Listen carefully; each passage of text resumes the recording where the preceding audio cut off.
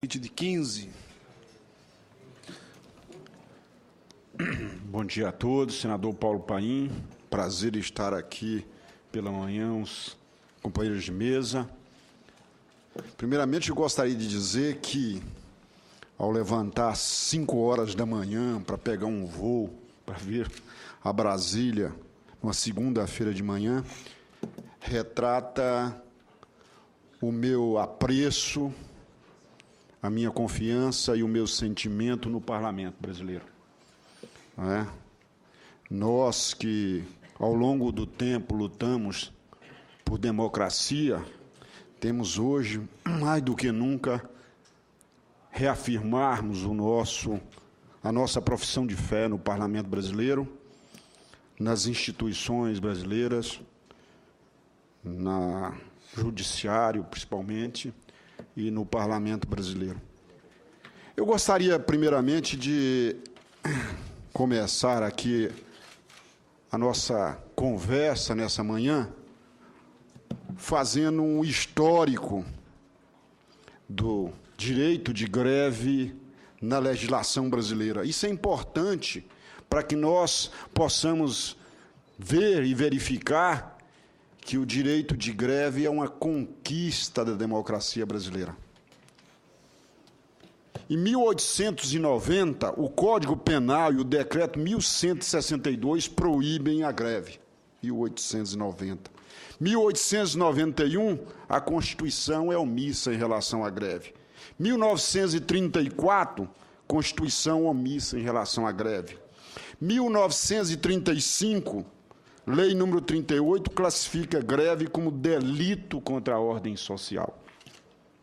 1937, Constituição outorgada do Estado Novo, cita a greve como recurso antissocial, nocivo ao trabalho e incompatível com o interesse da produção nacional.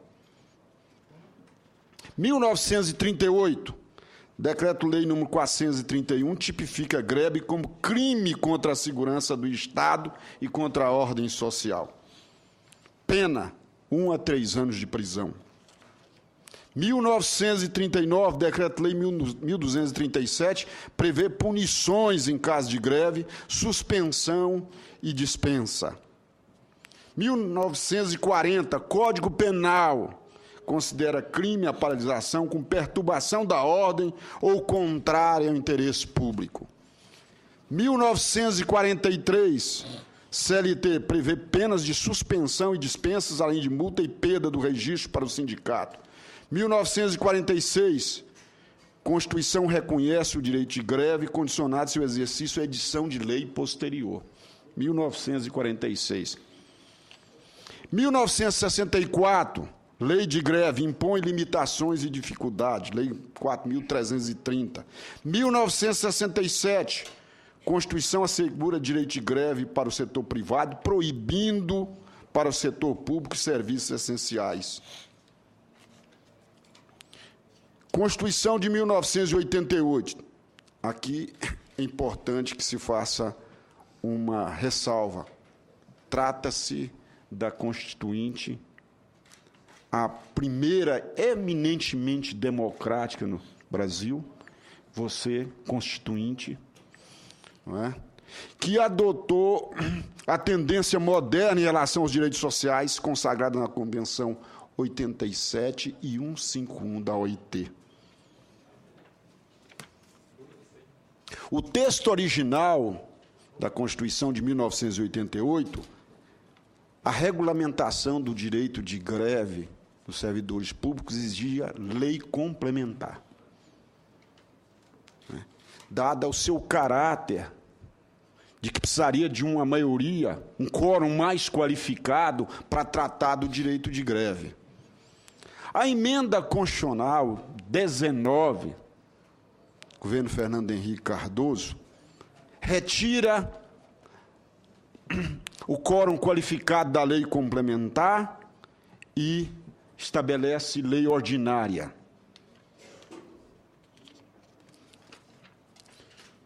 Em 1994, O STF julga mandado de injunção, 20 DF, decidindo comunicar ao Congresso para que tomasse providências de regulamentação do direito de greve. 2002, mandado de injunção 485, o STF considera impossível adotar a lei de greve do setor privado na ausência da legislação específica para regulamentar a greve no serviço público. 2007, MI 712 do STF adota julgamento ainda não concluído, entendimento de que mora legislativa excessiva justifica a aplicação parcial da lei de greve do setor privado.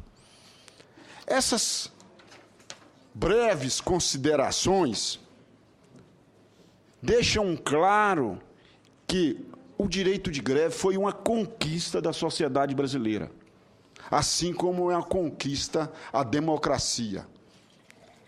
Antes, o direito de greve era tratado pelo Código Penal. Hoje, o direito de greve dos servidores públicos é tratado pela Constituição Cidadã, que, apesar de ter retirado o quórum qualificado da lei complementar, estabelecendo lei ordinária, não prescinde que a medida provisória possa ser adotada. Precisa de uma lei ordinária. E aqui eu fiz um levantamento, senador Paulo Paim, para resgatar o parlamento brasileiro. Porque muitos dizem, é uma mora legislativa, o parlamento não adota as suas prerrogativas para regulamentar o direito de greve. Não é verdade. Não é verdade porque, começando pela Câmara, antes de irmos ao Senado, 1991, PL 401, de autoria de quem? Senador Paulo Paim, 1991. 20 de março de 1991. Apensado, tramitam em conjunto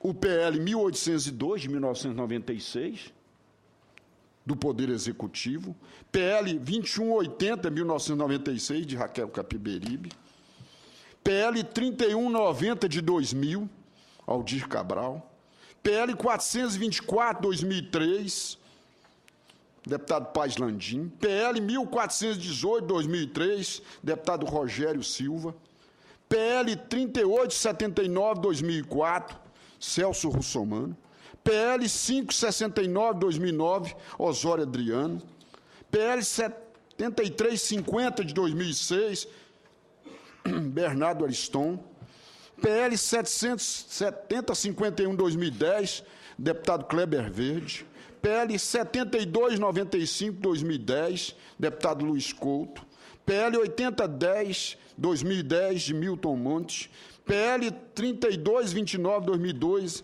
Nilson Leitão, PL 3262, 2012, dos deputado Onofre Santo Agostinho, e também temos PL 4497, 2001, da autoria de Rita Camata, apensado 9 outros projetos.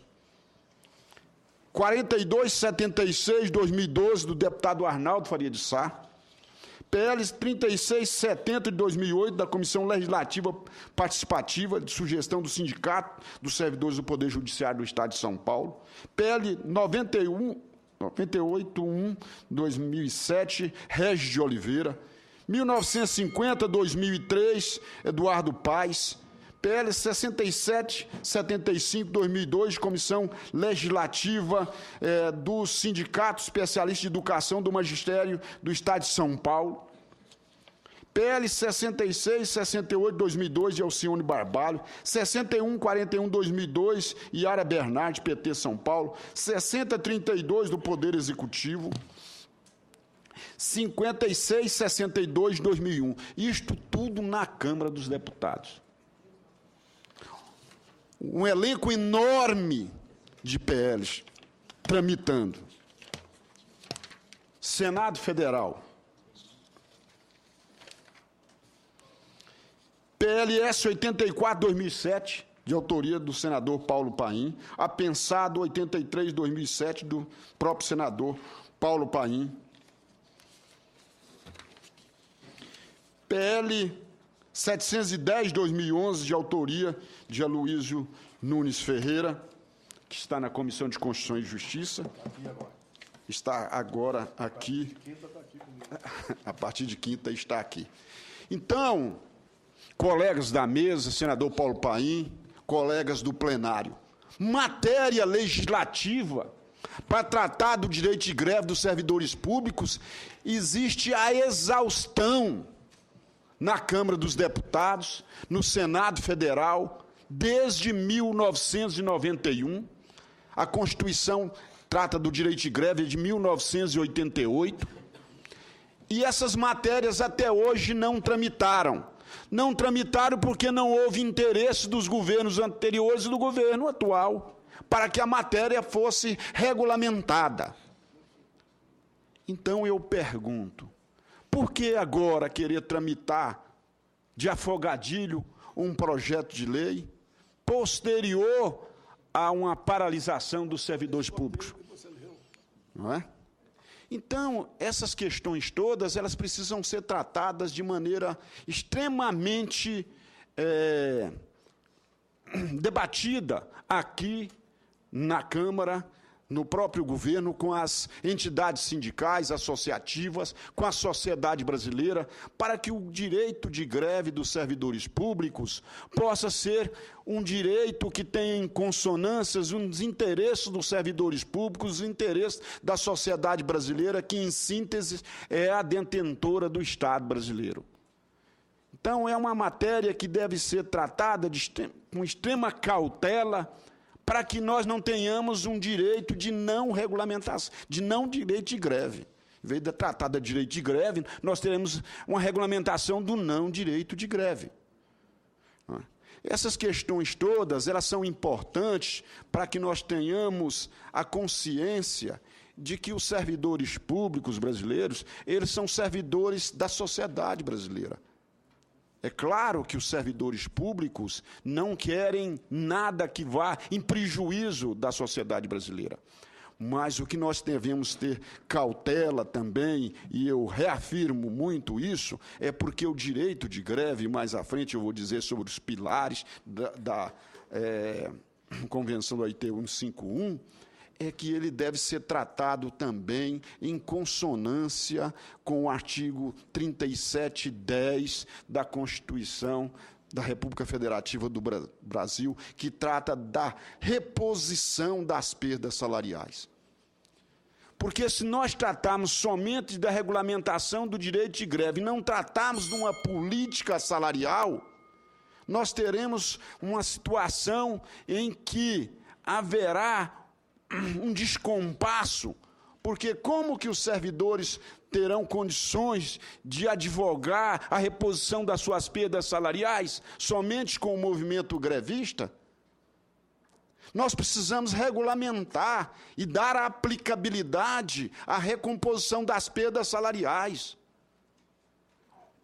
Depois de muita luta, inclusive do senador Paulo Paim, os aposentados do regime geral de previdência social têm anualmente a recomposição das suas perdas salariais pelo INPC. Por que que essa mesma política não pode ser adotada e não foi adotada ao longo do tempo pelos servidores públicos? E aí é que há uma situação que precisa ser extremamente observada. Todas as categorias que tratam da reivindicação, elas argumentam com razão de que há uma perdas salariais acumuladas. Passam-se 1 ano, 2 anos, 3 anos, 4 anos sem a aplicação do artigo 3710 da revisão geral anual dos salários dos servidores públicos. É claro que quando há uma negociação, há uma perda acumulada de 40%, 50%. Porque ao longo do tempo, essas questões não foram tratadas. Aí o governo diz, mas os servidores estão querendo um absurdo de 50%, 30%, 40%. Por quê? Porque ao longo do tempo essas perdas não foram recompostas. E aqui é que nós gostaríamos, senador Paulo Paim, que quando fosse tratado da regulamentação do direito de greve, fosse tratada também, em conjunto, uma política salarial para os servidores públicos, de recomposição das suas perdas salariais, para que nós não tenhamos, a cada ano, para recomposição das perdas, movimentos de paralisação, movimentos de greve. E mais, que haja uma mesa permanente de negociação. Porque o que se vê, começa-se uma negociação em abril, quando chega no final de agosto é que há uma proposta. Não há um tempo para maturação, para discussão de uma contraproposta. Então, feito essas considerações, eu gostaria de dizer que os 3 pilares da organização sindical, produzido pela OIT, criada em 1919, são direito de sindicalização, direito de negociação e direito de greve. A Convenção 151 da OIT, com status de lei ordinária, mesmo que venha a ser regulamentada, também não terá força normativa para equiparar o direito de negociação do servidor ao dos trabalhadores do setor privado, cujos acordos e convenções coletivas constituem leis entre as partes. A instituição do direito de negociação do servidor público via infraconstitucional, como nós já dissemos, já foi rejeitada pelo Supremo Tribunal Federal, na ADIM 492, relativas às linhas D, negociação coletiva, e E, de ajuizamento individual e coletivo, frente à Justiça do Trabalho. O Supremo entendeu que, sem modificação da Constituição, a lei não poderá instituir o direito de negociação coletiva, acordo ou convenção coletiva, nem tampouco as entidades de servidores públicos poderão ingressar com dissídio coletivo de natureza econômica junto à Justiça do Trabalho. Assim, enquanto não houver a alteração do texto constitucional para permitir expressamente o direito à negociação coletiva, qualquer solução infraconstitucional no que diz respeito à negociação será incompleta ou insuficiente. E aqui eu digo, se ao menos o governo cumprisse o comando constitucional do artigo 37, inciso 10, e a lei 10.331, que asseguram, respectivamente, a revisão geral e a data base para o reajuste salarial dos servidores no mês de janeiro de cada ano, teria alguma autoridade para dialogar sobre os limites de direito de greve no serviço público. Aqui é bom que se faça uma ressalva. O inciso 10 do artigo 37 estabelece que a remuneração assegura revisão geral anual sempre na mesma data e sem distinção dos índices.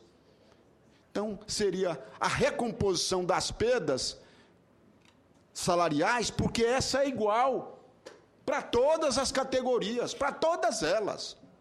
E depois, cada categoria vai discutir as suas pautas específicas. Não é? Reestruturação de carreira, questões ambientais de trabalho, os chamados benefícios indiretos. Cada categoria iria discutir essas questões das especificidades que afligem a cada categoria. Mas a revisão geral, essa estaria sendo garantida. Sim, no máximo 2 minutos e eu vou terminar aqui. Então, senador Paulo Paim, quais são as preocupações dos servidores? E essas são que eu gostaria que ficassem registradas. Primeiro, nós precisamos de uma política salarial que recomponha as perdas salariais. É preciso dar efetividade ao artigo 37, inciso 10 da Constituição Federal.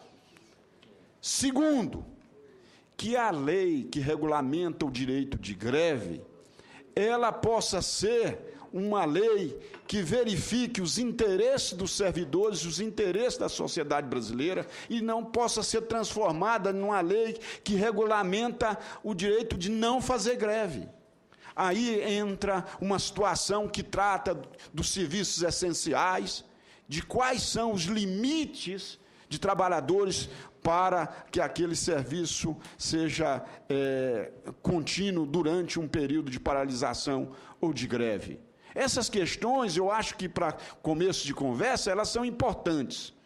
E eu gostaria de agradecer, pedindo ainda mais, que o direito de greve ele possa ser tratado como uma conquista social, como uma conquista da democracia, e não algo que possa ser visto como uma situação que aflige a sociedade brasileira. E, para finalizar, eu gostaria de fazer um apelo ao Parlamento brasileiro, ao próprio governo, aos servidores, para que não haja um aspecto de satanização dos servidores públicos perante a sociedade brasileira. Para que haja um diálogo. Por quê? Porque os servidores são servidores da sociedade brasileira, são servidores de Estado e têm feito um trabalho que dá excelência aos serviços que são oferecidos à sociedade brasileira. Muito obrigado.